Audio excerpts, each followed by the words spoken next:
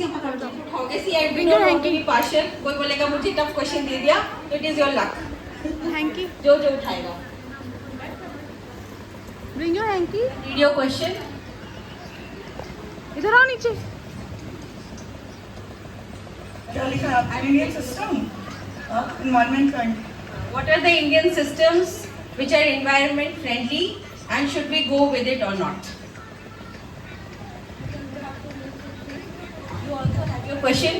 Her question is, Can ritual be changed based on one situation? situation के अनुसार Rituals change कर देने चाहिए कि नहीं? okay? Question समझ गए सब लोग?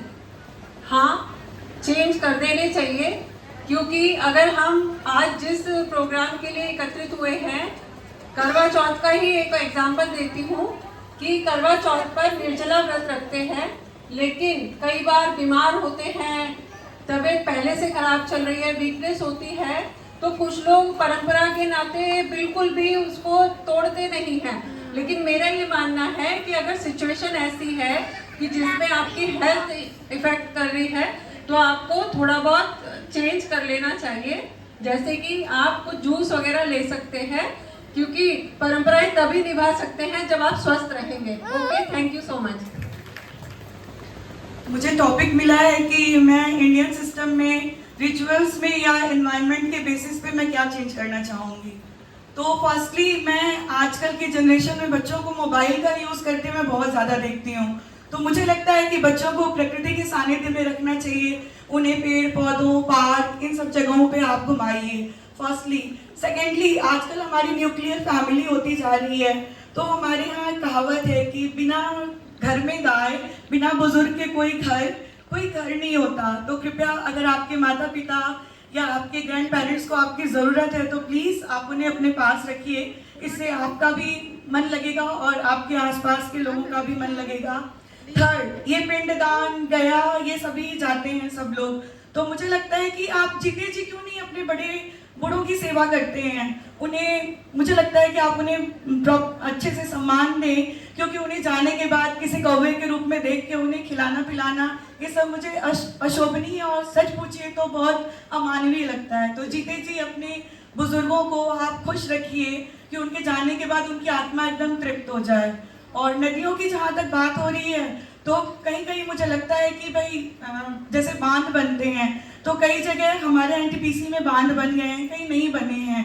तो ऐसा नहीं है, नदियों को आप मानिए, लेकिन आपके आसपास नहरों में या खेती के लिए आपको पानी की ज़रूरत होती है, या वहाँ के लोगों को ज़मीन बेचकर अगर दूसरे शहर में रोज़गार के लिए जाना हो, तो आप उसका मुआवजा लीजिए और बांध बनने दीजिए। जैसे तपोवन है, उत्तरकाशी है, ये सब जगह ऐसी हैं जहाँ पे बांध की बहुत ज़रूरत है, लेकिन कुछ अराजक तत्व उन सब चीज़ों को नहीं होने देते हैं। उसमें कई एनटीपीसी इंजीनियर्स ने भी अपनी जान गंवाई है। तो मेरे लिए ये 4 चीज़ें बहुत मेजर इशू रखती हैं कि आप कृपया ज़्यादा जो है आडंबर अंधविश्वास के चक्कर में न पड़िए, अपनी सेहत का, समाज का, अपने परिवार का फर्स्टली ख्याल रखिए। थैंक यू, धन्यवाद। बहुत अच्छा था।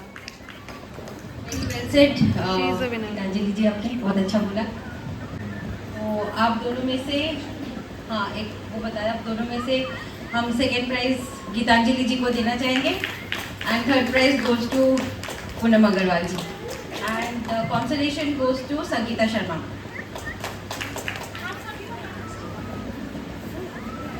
इनको तो राउंड भी नहीं। आप लोगों को क्वेश्चन भी मैनी कॉन्ग्रेचुलेशन। तो फर्स्ट प्राइज जैसे कि हमारी मैम को जाता है, शुक्रिया मैम को। मैम फर्स्ट वालों का इधर आओ। तालियां। सेकंड प्राइज गीतांजलि भाभी। जी दिखाना आ करो। तालियां तो बजा दो यार। बैठो। थर्ड प्राइज आता है पूनम भाभी को। मत करो, गंदा है ये। क्यों कर रहे हो? दो समोसे खा लिए फिर भी शांति नहीं है तुझे, हैं? मत करो बेटा।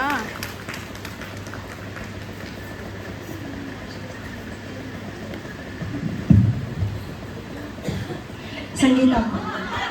पहली बार, दूसरी बार 40 के बाद मैं सुंदर हो गई हूँ।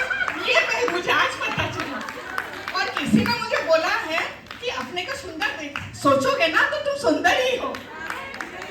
Thank you everybody. और मैं आज सोच के आई थी, जो भी हूँ मैं सुंदर हूँ, जैसे भी हूँ मैं सुंदर हूँ। Thank you my dear friends, thank you. हाँ बिल्कुल सुंदर है।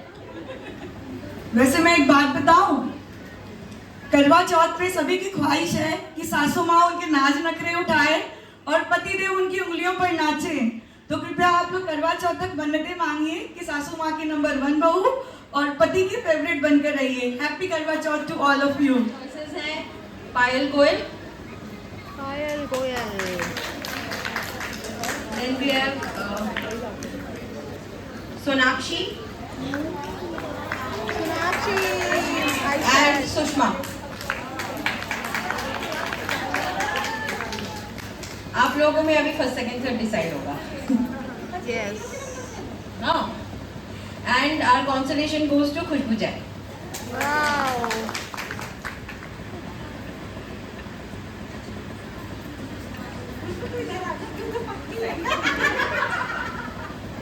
बैठो ना बेटा, please sit. Parul's question is, what would you like to say on motherhood and working woman? What is your opinion on that? Because you are working also, you have got a good question. And Sonakshi's question. I got a recent modern era question. What do you say on living relationship? Career versus family. What is your opinion? What to choose? Because many of you are facing this problem.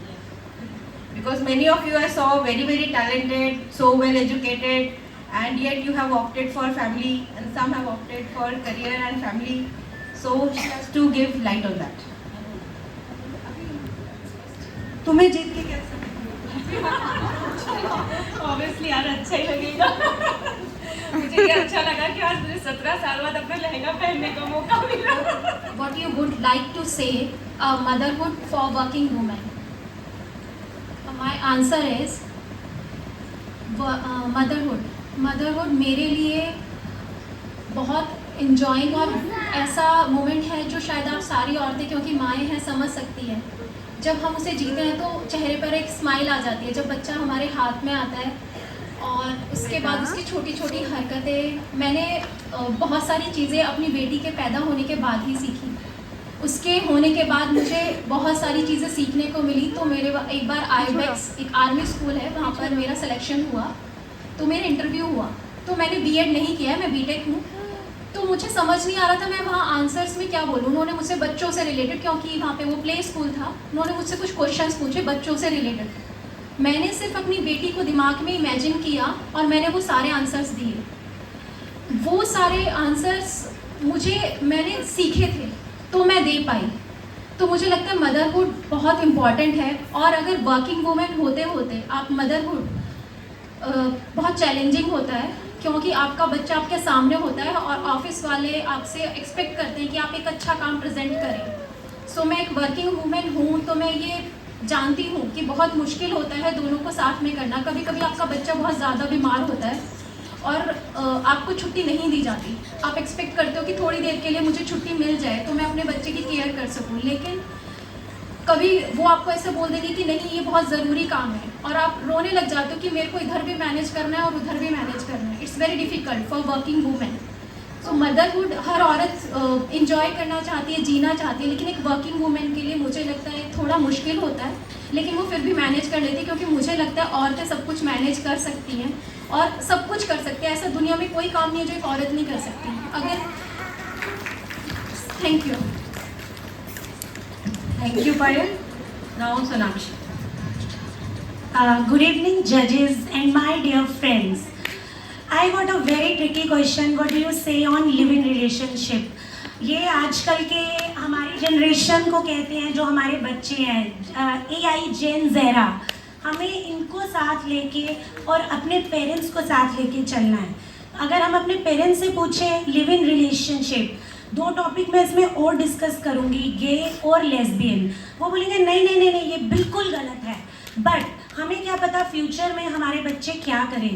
कोई भी relationship हम ज़ोर ज़बरदस्ती से नहीं चला सकते, हमें एक म्यूचुअल अंडरस्टैंडिंग से ही कोई चीज़ चलानी है।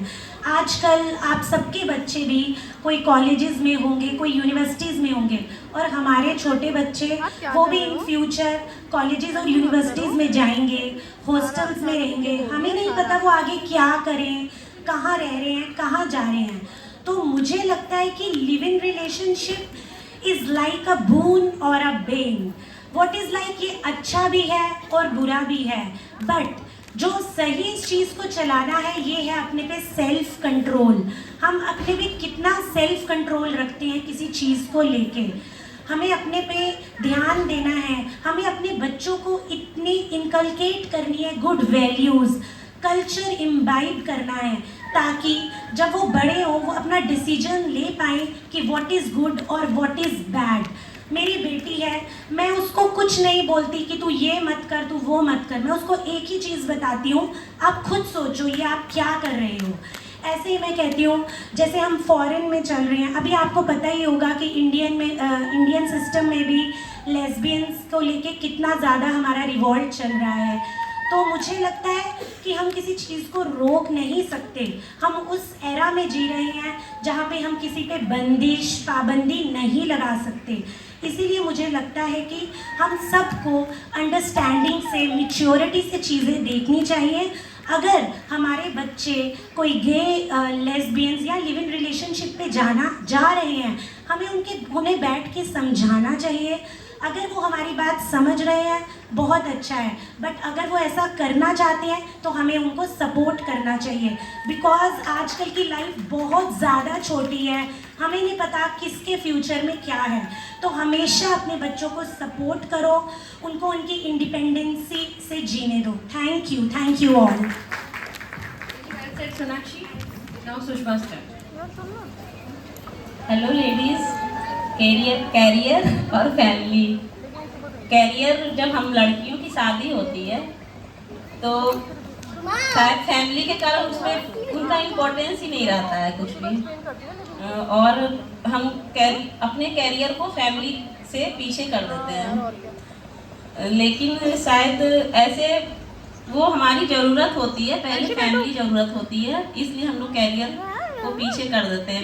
मेरी जब शादी हुई थी तो मेरा मन था कि पीजी पीएचडी करके प्रोफेसर बनने का, लेकिन मेरे पापा ने ग्रेजुएशन करने के बाद शादी कर दी, और शादी के बाद फैमिली में इतने फंस गए कि फिर मैं कुछ कर ही नहीं पाई, और अभी तक बस फैमिली के पीछे ही लगी हूँ।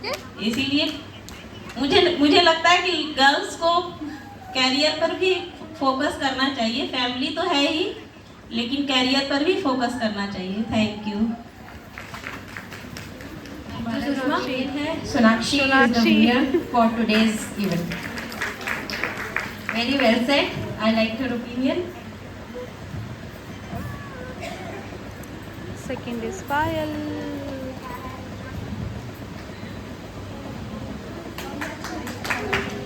Second goes to Payal.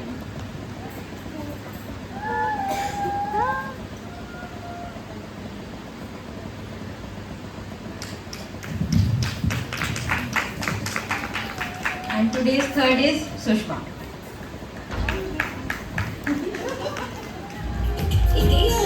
सारे गुंडेरी राम जाने कितने